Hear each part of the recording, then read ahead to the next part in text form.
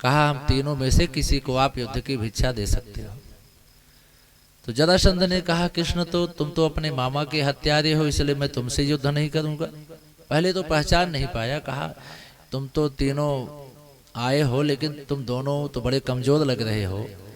ये जो भीम की ओर संकेत किया कि ये हमारे बराबरी का योद्धा है, तो भीम को युद्ध की भिक्षा दिया। अंत में भगवान ने भीम के हाथों जरासंध का उद्धार कराया और जरासंध के कारागार में जो 20,800 राजा बंद थे उन सबको भगवान ने बंधन मुक्त कराया। फिर राजसूय यज्ञ की तैयारी पूरी हुई। अब ये हुआ कि इस यज्ञ में प्रथम पूज्य कौन होगा, सबसे प्रथम पूजा किसकी होगी। तो निर्णय नहीं ले पा रहे थे लोग कि सबसे पहले पूजा किसकी की जाए। तो सहदेव जी ने कहा कि भगवान श्री कृष्ण की प्रथम पूजा की जाए।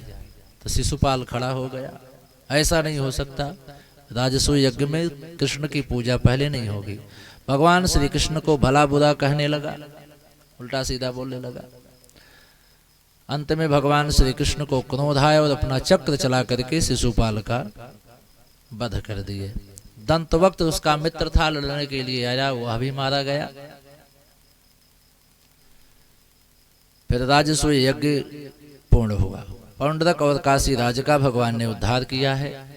पौंड्रक अपने आप को भगवान श्री कृष्ण समझ रहा था, असली वासुदेव कृष्ण मैं हूं, जो द्वारका वाले कृष्ण हैं वह झूठे हैं। भगवान ने पौंड्रक और काशी राज का भी उद्धार किया। इसके पश्चात कथा आती है कि बलराम जी का ब्रज में गमन होता है। ब्रज में बलराम जी का आगमन हुआ है। सारे ब्रजवासी बलराम भैया को प्राप्त करके खुशी में झूम रहे हैं। इसके बाद शिशुपाल, दंतवक्त, विदुरथ आदि का भगवान ने उद्धार किया। शाल्व का उद्धार प्रद्युम्न भगवान ने किया है। अनेक प्रकार की कथा का उपदेश देते हुए भगवान श्री कृष्ण के परम मित्र सुदामा जी की चर्चा आती है। सुदामा जी की कथा तो आप सभी बहुत सुने होंगे। मूल भाव पर विचार करते हुए हम आगे बढ़ेंगे। सुदामा जी के जीवन की स्थिति इतनी विचित्र थी। पत्नी के कहने पर याचित्वा चतुरो मुष्टेन विप्रान पृथक तंडुलान चैल खंडेन तान बद्ध्वा भर्तरे प्रादादुपायन। 4 घर से 4 मुट्ठी चावल मांग करके उनकी पत्नी लेके आई और साड़ी के एक टुकड़े में पोटली बांध करके दे दी। सुदामा जी जैसे तैसे द्वारकापुर पहुंचते हैं। लोग कहते हैं कि द्वारपालों ने सुदामा जी को धक्का मार करके मना किया है, पर ऐसी चर्चा भागवत में कहीं है नहीं। भगवान के द्वारकापुर के द्वारपाल इतना अशिष्ट व्यवहार एक ब्राह्मण के साथ कभी नहीं कर सकते। द्वारकाधीश को जब सूचना मिली कि हमारे बचपन के मित्र सुदामा जी आए हुए हैं, भगवान नंगे पांव दौड़े अपने मित्र ब्राह्मण का स्वागत करने के लिए। भगवान जिस समय दौड़ते हुए आ रहे थे, भगवान का पीतांबर रास्ते में गिर पड़ा। शायद उस पीतांबर का कहना यह है, जो भगवान द्वारकाधीश अपने मित्र के स्वागत में नंगे पांव जा रहे हैं, मैं स्वयं पीतांबर इसी पृथ्वी पर बिखरा रहूंगा और ब्राह्मण का चरण जब मुझ पीतांबर पर पड़ जाएगा तो मेरे भी पीतांबर बनने का जीवन धन्य हो जाएगा। भगवान दौड़ते हुए आए, सुदामा जी को हृदय से लगा करके भुजापाश में बांध लिया। आज कृष्ण और सुदामा के इस मिलन को सारी सृष्टि निहार रही है, क्योंकि ये कोई साधारण मिलन नहीं है।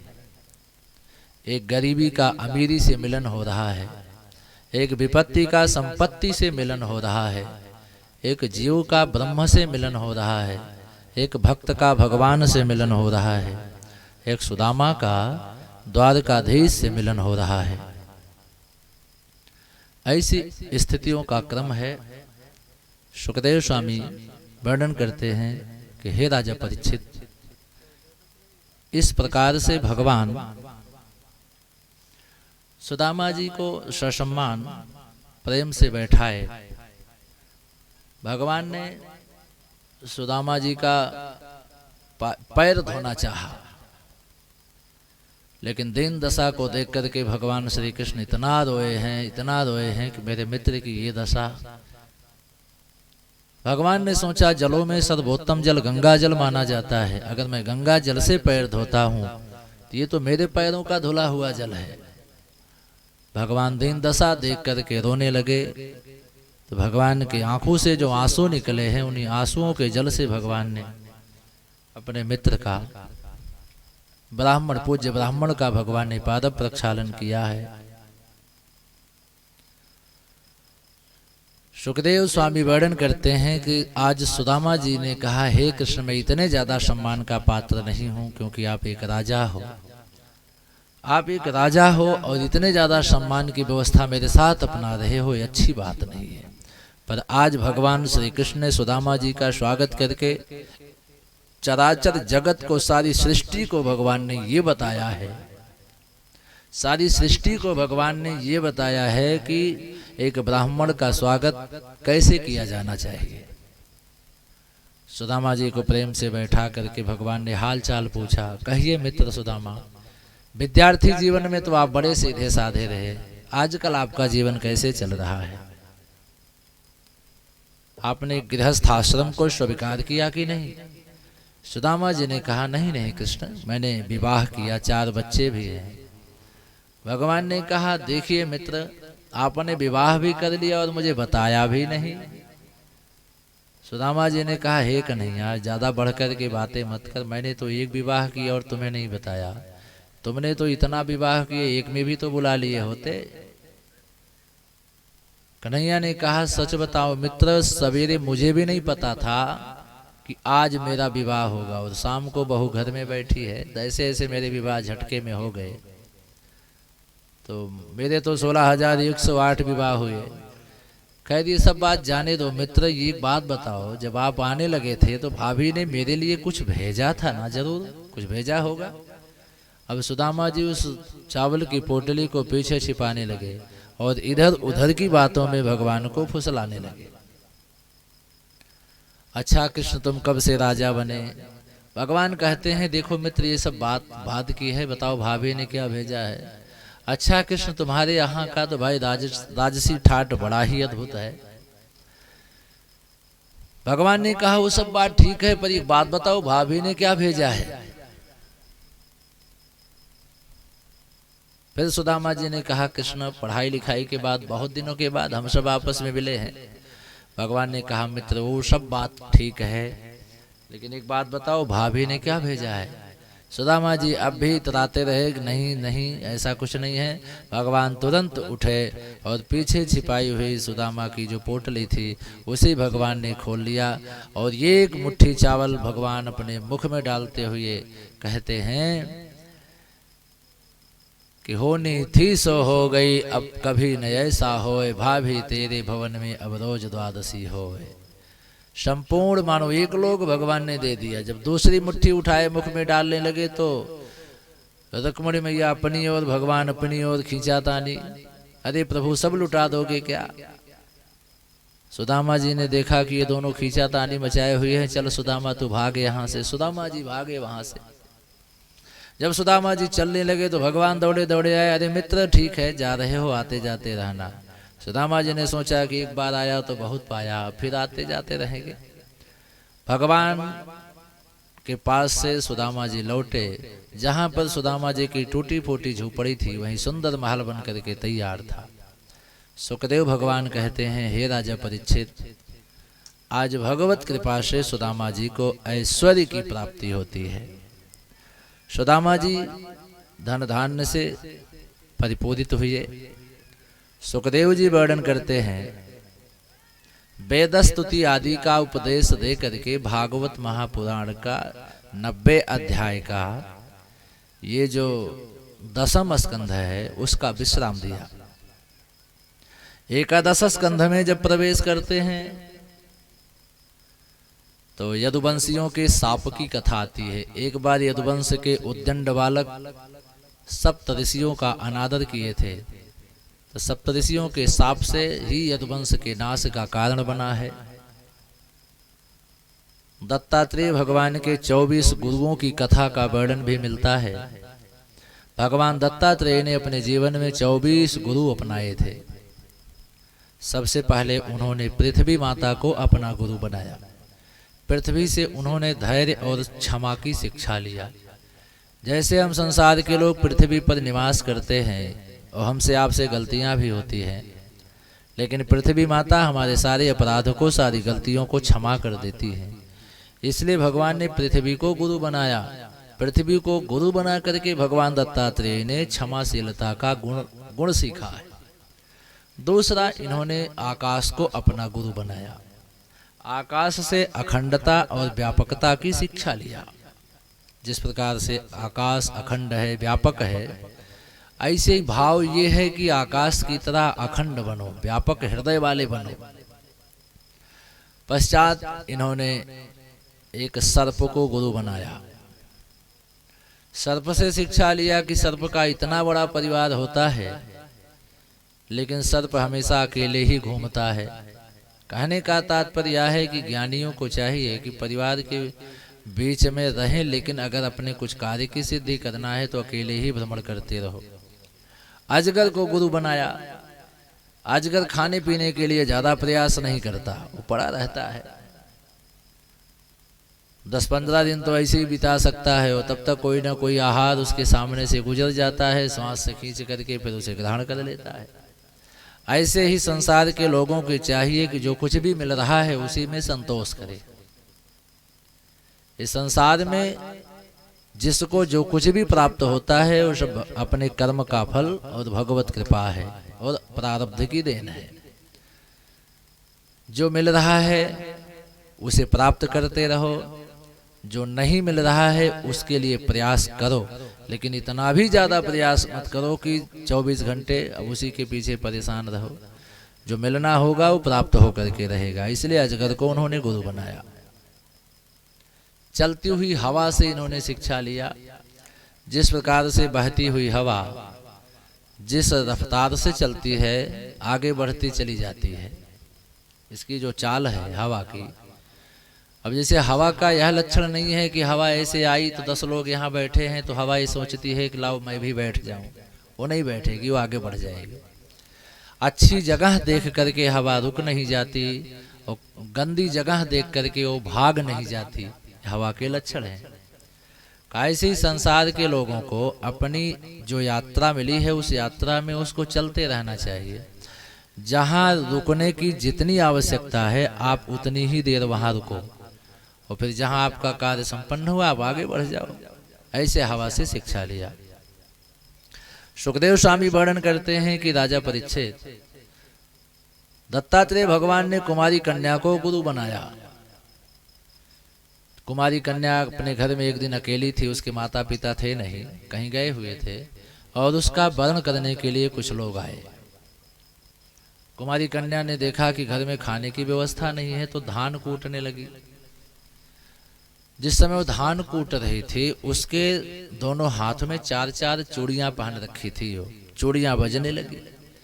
फिर वो सोचने लगी चूड़ियों के बजने की आवाज अगर अतिथियों के कानों में जाएगी तो अतिथि लोग सोचेंगे कि अब हम लोग आ गए, तब ये धान कूट रही है, तब चावल तैयार करेगी, तब पकाएगी, तब खिलाएगी। एक एक चूड़ियां निकाल दिया, 2-2 चूड़ियां पहन करके फिर कूटने लगी। फिर आवाज हो रही है, फिर उसने सब चूड़ियों को निकाल दिया, केवल एक एक चूड़ी पहनी। दत्तात्रेय भगवान वहीं से जा रहे थे। उन्होंने उस कुमारी कन्या को ये सब करते हुए देखा तो उन्होंने अर्थ ये लगाया कि कुमारी कन्या के चूड़ियों को निकालने का भाव ये है कि शायद वो ये कह रही है कि जब हम 4 लोग बैठते हैं तो आपस में कहा सुनी बातचीत ज़्यादा ही हो जाती है। जब हम 2 लोग रहते हैं तब भी कुछ ना कुछ कहा सुनी हो ही जाती है। इसलिए ज्ञानियों को चाहिए कि हमेशा एकांत में बैठे। ज़्यादा देर तक बहुत लोगों के बीच में नहीं बैठना चाहिए, नहीं तो किसी न किसी बात को लेकर के कुछ ना कुछ विवाद हो ही जाता है। जितनी देर आवश्यकता हो उतनी देर तक किसी के पास बैठना चाहिए, उसके बाद उसको अपने काम में लग जाना चाहिए। ऐसा उन्होंने कुमारी कन्या से सीखा। एक छोटे से बालक को इन्होंने गुरु बनाया। छोटे से बालक से क्या शिक्षा लिया इन्होंने? छोटा सा बच्चा देखो, आप डांट दो उसे रोने लगता है, मार दो रोने लगता है, लेकिन 5 मिनट के बाद फिर सामान्य हो जाता है। और किसी बड़े व्यक्ति को मार दो तो जिंदगी भर के लिए गांठ बांध लेता है कि हमको मार दिए। वो पूरे जीवन की दुश्मनी बना लेता है। लेकिन छोटा बच्चा जो होता है वो थोड़ी देर के बाद फिर सामान्य हो जाता है। तो कहा ऐसे ही लोगों को रहना चाहिए। इस प्रकार से 24 गुरुओं की कथा आती है। सुखदेव भगवान कहते हैं राजा परीक्षित भगवान का जब इस धराधाम को छोड़ करके परधाम जाने का समय आया तो भगवान ने अंतिम समय में सिर्फ 2 लोगों को याद किया, एक उद्धव जी को, दूसरे विदुर जी को।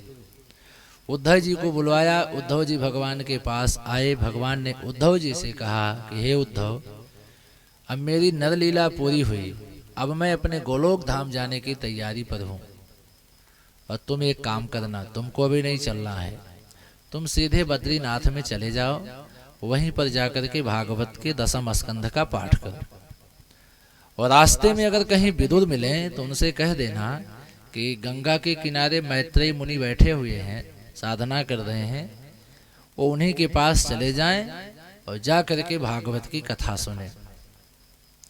तब उद्धव जी ने कहा कन्हैया तुम तो या शिष्य गोविंद भक्त कार्यम विधाय च, प्रभु आप तो चले जा रहे हो, दुनिया का कल्याण कैसे होगा। भगवान कहते हैं देखो उद्धव, मैं भले ही जा रहा हूं लेकिन अपना दूसरा रूप भागवत का यहीं पर छोड़ के जा रहा हूं। मैं अपना दूसरा स्वरूप भागवत का यहीं पर छोड़ के जा रहा हूं। आने वाले समय में संसार के जो लोग भागवत जी का पूजन करेंगे उन्हें मेरे पूजन का फल मिलेगा, जो भागवत जी का दर्शन करेंगे उन्हें मेरे दर्शन का फल मिलेगा। इसीलिए देखो कलयुग में भागवत की कथा का बड़ा महत्व है, भागवत जी की पूजा का बड़ा महत्व है। जो भागवत भगवान की पूजा करते हैं मानो वे साक्षात भगवान श्री कृष्ण की पूजा कर रहे हैं। ऐसा वर्णन मिलता है कि तेनेयं वांगमयी मूर्ति प्रत्यक्षा वर्तते हरे। भागवत के एक शब्द में ही नहीं, एक एक अक्षर में भगवान विराजमान है। तो ऐसा कहकर के भगवान ने उद्धव जी को भेजा। उद्धव जी वहां से चले, बद्रीनाथ में चले गए, 10वें स्कंद का पारायण करने लगे। सुखदेव भगवान वर्णन करते हैं कि हे राजा परीक्षित, भगवान कन्हैया के यदुवंश के जो परिवार आदि के जो लोग थे, जिस प्रकार से ऋषियों का शाप हुआ था, उसी शाप के अनुसार सारे यदुवंशी एक दिन काल की ऐसी प्रेरणा हुई कि सब मदिरा से मदांध होकर के आपस में ही लड़ने लगे, विवाद करने लगे, बड़ा युद्ध होने लगा। और उस युद्ध में सब एक दूसरे को लगे मारने, सारे यदुवंशी मारे गए। बस चतुः पंचावशेषिता, 4-5 यदुवंशी ही शेष बचे। 4-5 यदुवंशियों के शेष बचने का मतलब कुछ यदुवंशी शेष बचे। जो 56 करोड़ यदुवंशियों की संख्या थी उसमें से कुछ ही यदुवंशी शेष बचे। भगवान का जब समय आया तो भगवान अंतिम समय में एक वृक्ष के नीचे अपने एक पैर पर दूसरे पैर को रखे हुए विश्राम कर रहे थे। सब भगवान की ही प्रेरणा है, भगवान का ही विधान है। उसी समय भगवान का चरण चिन्ह चमक रहा था।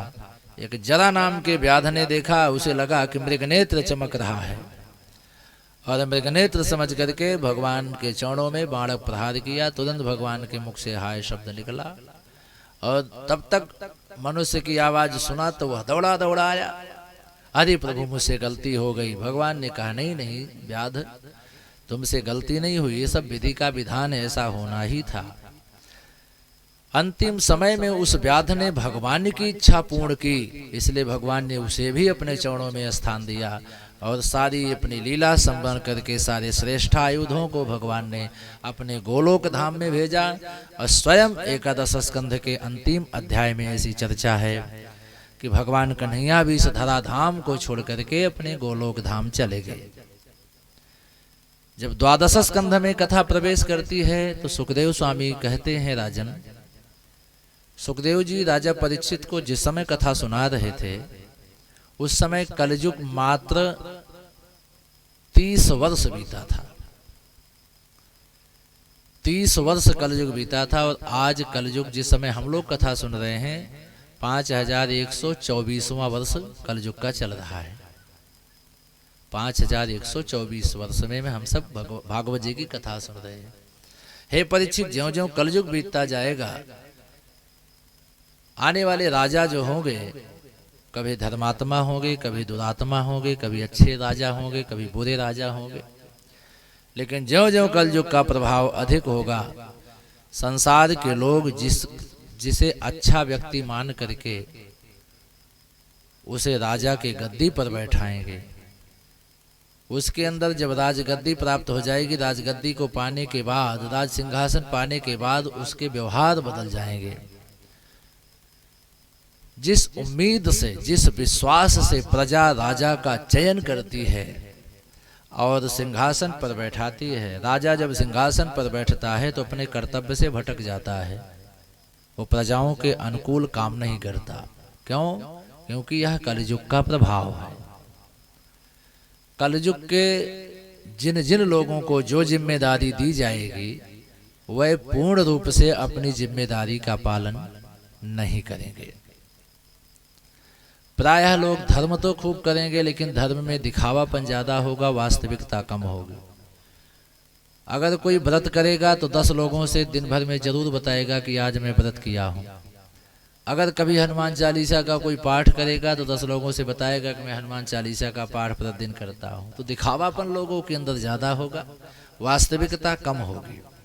ज्यों ज्यों कलयुग बीतता जाएगा, संसार की स्थितियां एकदम बदलती चली जाएंगी। संसार के अपने लोग अपने ही लोगों से गलत व्यवहार करना शुरू कर देंगे। माता का पुत्र के प्रति, पुत्र का माँ के प्रति, पिता पुत्र या जो भी सगे संबंधी हैं, सबका एक दूसरे के प्रति जो कर्तव्य है वह उन अपने सारे कर्तव्यों से विमुख होते चले जाएंगे। हे परीक्षित, किसान खेती करेगा तो जितना बीज बोएगा उतनी पैदावार नहीं होगी। असमय में वर्षा होगी, वर्षा ऋतु में वर्षा का अभाव होगा, गर्मी के ऋतु में गर्मी का अभाव होगा, शीत ऋतु में शीत का अभाव होगा। असमय में प्रकृति परिवर्तित होती हुई दिखाई पड़ेगी। ज्यों ज्यों कलयुग बीतता जाएगा, लोग अधर्म के पथ पर ज्यादा चलेंगे। लेकिन उन्हीं संसार के लोगों में से जो भगवान की शरणागति लिए रहता है, जो सच्चे हृदय से भगवान का भजन करता रहता है, भगवान उसकी मदद भी करते हैं, उसकी सहायता भी भगवान करते हैं, उसका कल्याण भी होता है। कलयुग के आ जाने का यह मतलब नहीं है कि केवल अधर्म ही होगा, केवल अन्याय ही होगा, ऐसा भी नहीं है। जो सत्य के रास्ते पर चलेंगे, जो धर्म के रास्ते पर चलेंगे, जो वेद ब्राह्मण को मानेंगे, जो भगवान पर विश्वास करेंगे, उनका कल्याण भी होगा। किसी के साथ कुछ अगर अनावश्यक घटनाएं घटित होती हैं तो संसार के लोग भगवान को दोषी बनाएंगे, ऐसा भी होगा। संसार के वही लोग जिन प्रभु पर इतना विश्वास करते हैं और जो संसार के सृष्टि का क्रम है, वो घटना जब घटित होगी तो संसार के लोग भगवान को दोषी बनाएंगे। यद्यपि ऐसा कुछ नहीं है परीक्षित, इस संसार में जो कुछ भी होता है सब काल की प्रेरणा है, अपने समय का प्रारब्ध है। जिसके साथ जो भी अच्छा बुरा होता है, ये सब पहले से निर्धारित होता है, ऐसा वर्णन सुखदेव स्वामी करते हैं। संसार के लोग प्रायः एक दूसरे से विवाद कर बैठते हैं बिना मतलब का। जैसे किसी के दरवाजे पर अगर 10 लोगों को इकट्ठा होना है, अगर कोई एक बाल्टी पानी गिरा दिया तो लोग उसे डांटने लगेंगे, मारने लगेंगे, हमारे यहाँ 10 लोग आएंगे तुम पानी गिरा दिया। और भगवान के द्वारा जब जल वृष्टि कर दी जाती है तो लोग कुछ भी करने में असमर्थ हो जाते हैं। तो ये सब विधि का विधान है। किसी ने किसी को कुछ कह दिया तो लोग लड़ने लगते हैं, और ईश्वर के द्वारा जो दंड दिया जाता है उसे मजबूरी में स्वीकार करना पड़ता है। तो जो कुछ भी विधान भगवान ने बनाया है, ये सब पूर्व निश्चित है। आज हम आप सब यहाँ पर बैठ करके भागवत जी की कथा सुन रहे हैं, आज का विधान थोड़ी है। आज कथा का 7वां दिवस है। अगर कोई ये कहे कि हम 1-2 महीने से डेट रख करके इंतजार कर रहे थे या 1 साल से इंतजार कर रहे थे, तो ये सब हमारे लौकिक संसार की व्यवस्था है। आप सब लोग यहाँ पर बैठ करके भागवत जी की कथा सुनेंगे और ऐसी ऐसी स्थितियों की व्यवस्था बनेगी, ये सब पूर्व निर्धारित है। वर्तमान समय में हमारे आपके सामने जो कुछ भी दृश्य दिखाई पड़ता है, वो सब ईश्वर के द्वारा बनाया गया विधान होता है। सुखदेव स्वामी उपदेश देते हुए राजा परीक्षित को कहते हैं, हे राजन, तुमको तक्षक रूपी सर्प के डसने का भय है। आज तो 7वां दिवस है, आज तो तक्षक आएगा, और इसी भय से तुम भागवत जी की शरण लिए हो कि तक्षक मुझे ना डसे। तो परीक्षित, ऐसा भी नहीं है, तक्षक तो तुम्हें डसेगा, इसमें संदेह नहीं है। बस थोड़ा सा अंतर यह है कि आप भागवत जी की कथा सुने हो, तो तक्षक सर्प के डसने से जो तुम्हारी अकाल मृत्यु होनी थी, अब अकाल मृत्यु नहीं होगी, अब तुम्हारा मोक्ष होगा, क्योंकि तुमने 7 दिनों की भागवत की कथा सुन ली है। तुम तो राजन मरिष्येति पशुबुद्धि मिमाम जहि। अगर तुम ये सोचते हो कि मैं भी मरूंगा, तो ये तुम्हारी पशु बुद्धि कही जाएगी, तुम्हारी मृत्यु अब नहीं, आज तो तुम्हारा मोक्ष होगा। निश्चित ही तुम भगवान के चरणों में ध्यान लगाओ, और मेरा समय पूरा हो गया है, मैं यहां से जा रहा हूं, क्योंकि तक्षक के आने का समय हो रहा है, और जब तक मैं बैठा रहूंगा तक्षक नहीं आ पाएगा, क्योंकि तक्षक की हिम्मत नहीं है। तो एक ऋषि के द्वारा दिया गया साप झूठा हो जाएगा, विधि का विधान बदल जाएगा परीक्षित, इसलिए मैं जा रहा हूं। बस तुम्हें इतना कह के जा रहा हूं कि तुम अपना मन भगवान के चरणों में लगाए रखो। ऐसा कह करके सुखदेव स्वामी वहां से चले गए। भागवतकार व्यास जी भागवत में लिखते हैं, सुखदेव जी के चले जाने के बाद परीक्षित के पुत्र जन्मेजय ने चारों ओर से ऐसी सुंदर व्यवस्था की कि एक चींटी का प्रवेश नहीं हो पाएगा। मैं देखता हूं तक्षक कैसे प्रवेश करता है। चारों ओर से घेराबंदी कर दी गई, ऐसी अद्भुत व्यवस्था कर दी गई। अंतिम समय में राजा परीक्षित से मिलने के लिए लोग आ रहे थे। देवी भागवत में ऐसी कथा आती है कि तक्षक का जब समय हुआ, अपने आश्रम से क्रोध करके निकला। रास्ते में कश्यप नाम के महात्मा मिले, बोले भाई तक्षक कहाँ जा रहे हो? बोले मैं तो जा रहा हूँ परीक्षित को डसने के लिए। तुम कहाँ जा रहे हो?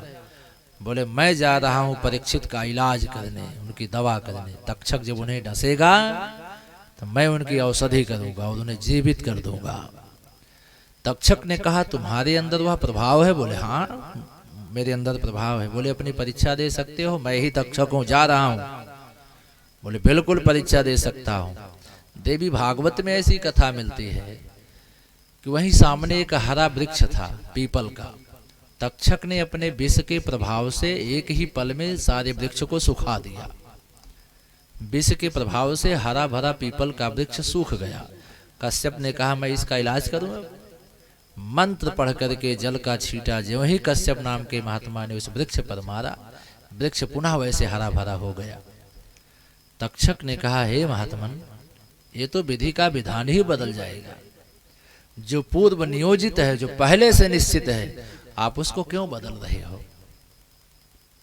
उसको बदलने का प्रयास मत करो। एक बात बताओ, आप जब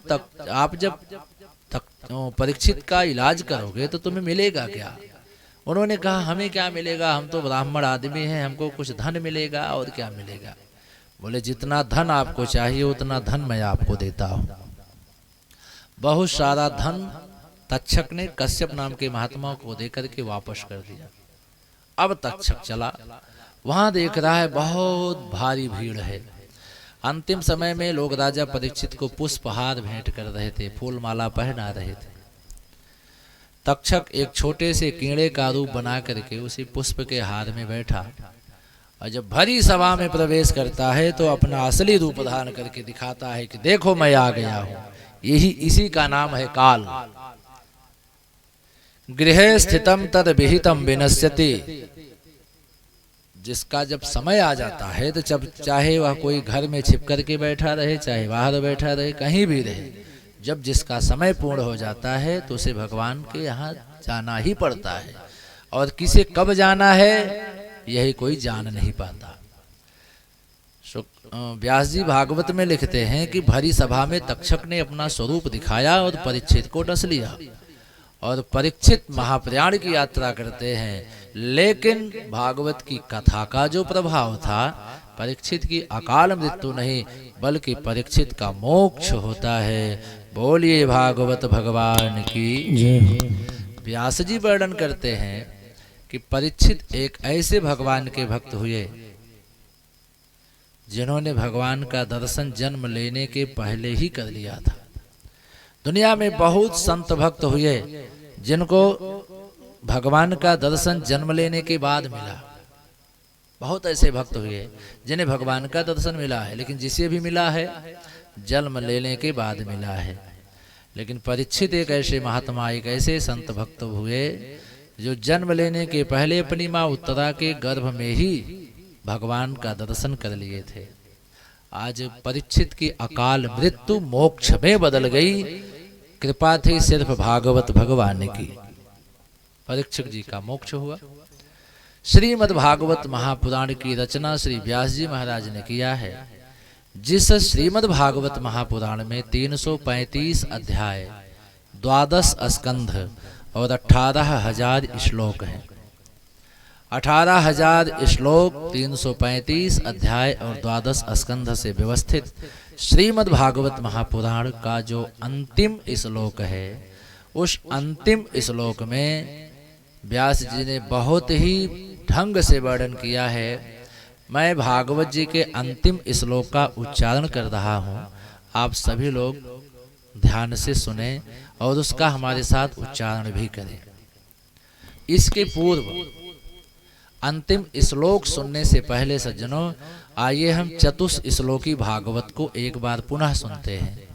संपूर्ण श्रीमद् भागवत महापुराण का जो मूल आधार है, जिसकी चर्चा 4 श्लोकों में है, इन चारों श्लोकों को सुन लेने से, पढ़ लेने से संपूर्ण भागवत को सुनने का फल मिल जाता है। जैसे कुछ भक्त ऐसे हैं जो केवल आज कथा में आए हैं, कुछ ऐसे हैं जो 3 दिन आए, कुछ ऐसे हैं जो 4 दिन आए, कुछ ऐसे हैं जो 5 दिन आए, 7 दिन कुछ ही लोग कथा सुन पाए हैं। इसलिए आज अवसर मिला है तो हम इन चारों श्लोकों को ध्यान से सुने, जिससे संपूर्ण भागवत को सुनने का फल प्राप्त हो जाए। सभी लोग ध्यान से सुने। अहमेवासमेवाग्रे नान्यद यद सत सत परम, पश्चादहं यदेतच्च एव शिष्ये तसोऽस्म्यहम्। ऋतीर्थं यत् प्रतीयेत न प्रतीयेत चात्मनि, तद्विद्यादात्मनो मायां यथा भासो यथा तमः। यथा महान्ति भूतानि भूतेषु चावचेष्वनु, प्रविष्टान्यप्रविष्टानि तथा ते सुनते स्वहम्। एतावदेव जिज्ञास्यं तत्त्वजिज्ञासुनात्मनः, अन्वयव्यतिरेकाभ्यां यत्स्यात् सर्वत्र सर्वदा। ये वही चतुश्लोकी भागवत है जो श्रीमद् भागवत महापुराण के 2 स्कंध के अध्याय संख्या 9 में श्लोक संख्या 32 से लेकर 35 तक ये 4 श्लोक हैं। कभी भी अगर आपको भागवत जी का ग्रंथ मिले तो आप वहाँ से इन 4 श्लोकों को प्राप्त करके रखिए, और अगर आप इन 4 श्लोकों को नित्य अपने जीवन में पाठ कर रहे हैं तो संपूर्ण भागवत को पढ़ने का फल आपको मिलेगा। एक बार फिर से सुन लीजिए। भागवत महापुराण के 2 स्कंध के 9वें अध्याय में श्लोक संख्या 32 से लेकर 35 तक ये 4 श्लोक हैं। कभी भी इसे प्राप्त कर लेना। कहीं भी आपको भागवत जी का ग्रंथ मिले, इतना दुर्लभ तो है नहीं, भागवत जी का ग्रंथ लगभग मिल ही जाता है। तो नित्य अपने जीवन में आप इन 4 श्लोकों का जब पाठ करेंगे, एक दिन आपने अगर एक बार इन 4 श्लोकों को पढ़ा तो संपूर्ण भागवत को पढ़ने का फल आपको मिल जाएगा। अगर किसी के द्वारा कहे जाने पर आप सुनते हैं तो संपूर्ण भागवत को सुनने का फल आपको मिल जाएगा। इसलिए इसे आप अपने जीवन में अपनाइए। और भागवत महापुराण का सज्जनों जो अंतिम श्लोक है, इसे आप मेरे साथ दोहराइएगा। नाम संकीर्तनम यस्य नाम संकीर्तनम यस्य सर्व पाप प्रणाशनम सर्व पाप प्रणाशनम प्रणामो दुख समनः प्रणामो दुख शमनः तम नमामि हरिं परम तम नमामि हरिं परम तम नमामि हरिं परम। तम नमामि हरिं परम। इसका भाव ये है, संपूर्ण श्रीमद् भागवत महापुराण की कथा में अनेक उपदेश करने के बाद जो भागवत जी का सारांश है, अंतिम श्लोक में व्यास भगवान कहते हैं कि भगवान श्री कृष्ण के नाम का संकीर्तन ही सभी पापों को नष्ट करने में समर्थ है। इसलिए हम संसार के लोगों के द्वारा आए दिन हमेशा कुछ न कुछ गलतियां, कुछ न कुछ अपराध होते रहते हैं। इसलिए हम अपने जीवन में हमेशा भगवान के नाम का जप करते रहें। जब हम भगवान के नाम का जप करते रहेंगे तो हमारे सारे पाप नष्ट होते रहेंगे। इसलिए नाम संकीर्तनम यस्य सर्व पाप प्रणाशनम प्रणामो दुख शमनः तम नमामि हरिं परम। भगवान श्री कृष्ण को प्रणाम करने से सारे दुखों का शमन होता है। इसलिए ऐसे हरि के चरणों में हम सभी बारंबार प्रणाम करते हैं। बोल भागवत भगवान की।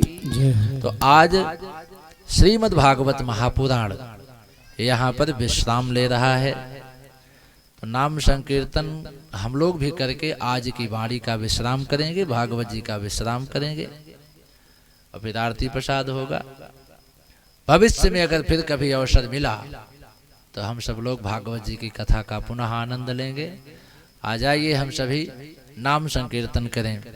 सीताराम सीताराम सीताराम सीताराम सीताराम सीताराम सीताराम सीताराम राधे श्याम राधे श्याम राधे श्याम राधे श्याम राधे श्याम राधे श्याम राधे श्याम राधे श्याम सीताराम सीताराम सीताराम जय सीताराम सीताराम सीताराम सीताराम जय सीताराम राधे श्याम राधे श्याम राधे श्याम जय राधे श्याम राधे श्याम राधे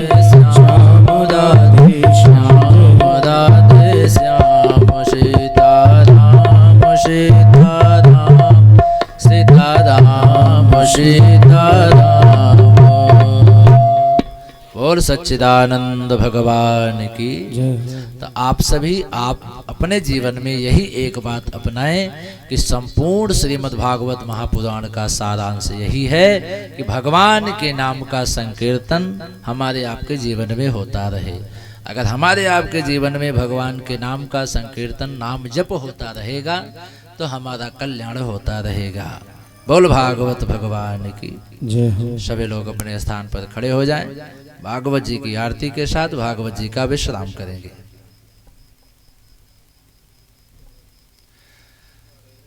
इदगुंहभिः प्रजननं मे अस्तु दशवीरगुं सर्वगणगुं सस्तये आत्मशनि प्रजाशनि पशुशनि लोकशन्यभयशनि अग्निः प्रजां बहुलां मे करोत्मन्नं पयोरेतो वशमाशु धत्त।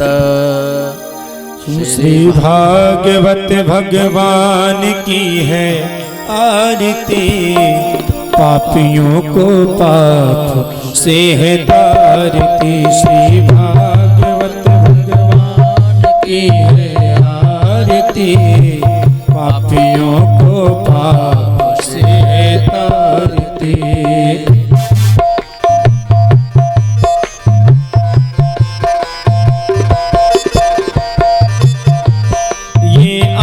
ग्रंथ ये मुक्ति पंथ ये पंचम वेद निराला, नवी ज्योति जगाने वाला। ये अमर ग्रंथ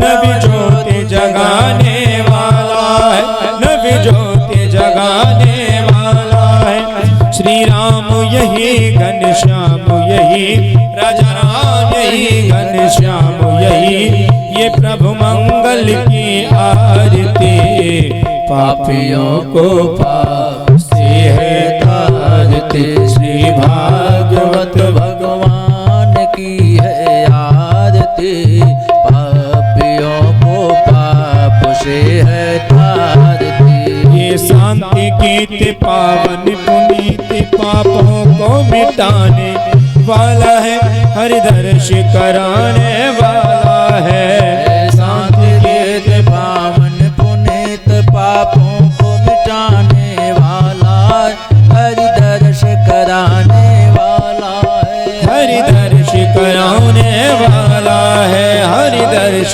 कराने वाला है। ये सुख करणी ये दुख हरिणी, ये सुख करणी दुख हरिणी, श्री मधुसूदन की आरती, पापियों को पाप से है तारते। श्री भागवत भगवान की है आरती, पापियों को पाप से है तारती।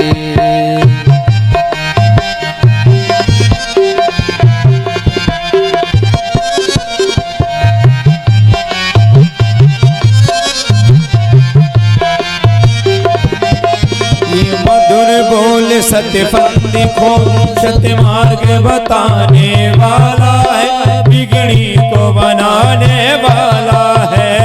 मधुर बोल सत्य फंद को सत्य मार्ग बताने वाला है, बिगड़ी को बनाने वाला है, बिगड़ी को बनाने वाला है। हरि नाम यही हरि धाम यही, हरि नाम यही हरि नाम यही, ये जग महिमा की आरती, पापियों को पाप से है तारते। श्री भागवत भगवान की है आरती, पापियों को पाप से है तारते। पूरे गौरम करुणावतारम,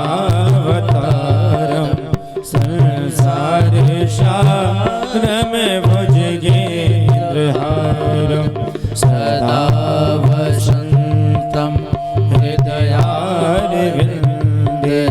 भवं भवानी सहितं नमामि। त्वमेव माता च पिता त्वमेव, त्वमेव बन्धो च सखा त्वमेव, त्वमेव विद्या द्रविणं त्वमेव, त्वमेव सर्वं मम देव देव, त्वमेव सर्वं मम देव देव, त्वमेव सर्वं मम देव देव।